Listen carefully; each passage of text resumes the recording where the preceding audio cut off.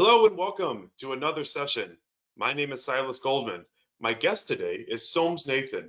Soms is the Client Operations Director for global outsourcing company V Technologies. Soms is going to share with us some of the insights from his new paper, Anesthesiology Billing, Proper Reimbursement, and Avoiding a RAC Audit. Soms, thank you for joining us today. Sincerely appreciate you taking out the time. This is a pretty niche topic that requires a high degree of subject matter excellence. Could you share with us a little bit about why you thought this was the good time to bring some of the insights that you have to the forefront of the industry? Sure, Silas, and thanks so much for having this interview.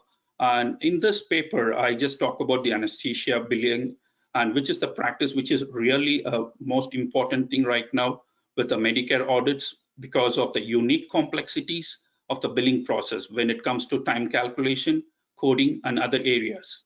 The federal government recovery audit contractors, which is RAC program, fully understand this vulnerability and is making the most of it with aggressive audits to recoup any money that the government deems was issued inappropriately.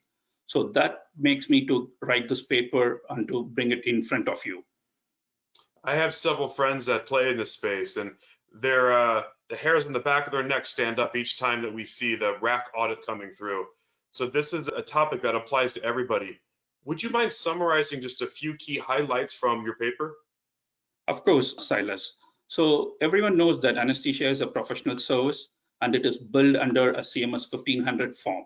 So the anesthesia claim is also be calculated based on several units like base units, which has been assigned by the American Society of Anesthesia to each procedure or surgery. And also time units, which is the actual time of surgery as calculated by start and stop time. And the final units, which is called as special units, which is the modifying units, such as the age of patient, medical conditions. So everyone is there for that. If a surgery is a non-covered service, then the anesthesia is also non-covered.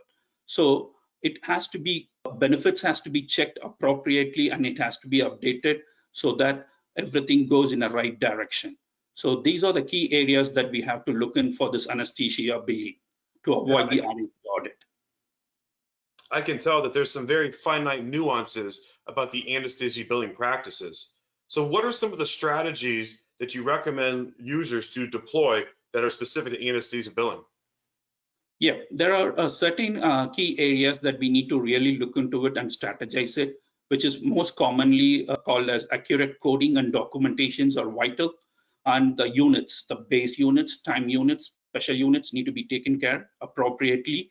And the invasive monitoring devices, and also some of the consultations, and also medical supervisions and concurrent procedures, and using the appropriate anesthesia modifiers, which is the point of the RAC audits or reality in medical practice today, where the important to have a billing partner like V Technologies that is working to ensure a claim accuracy and avoidance of audit issues for our clients. Soms, your expertise is superb. I sincerely appreciate you sharing this info, and I myself am excited to read about your paper because I do want to expand my knowledge base with anesthesia billing. So thank you guys for joining us today. I hope you enjoyed getting the highlights from Soms' new paper, Anesthesia Billing, Proper Reimbursement, and Avoiding a RAC Audit. Soms, thank you again. For more information, please visit us at vtechnologies.com.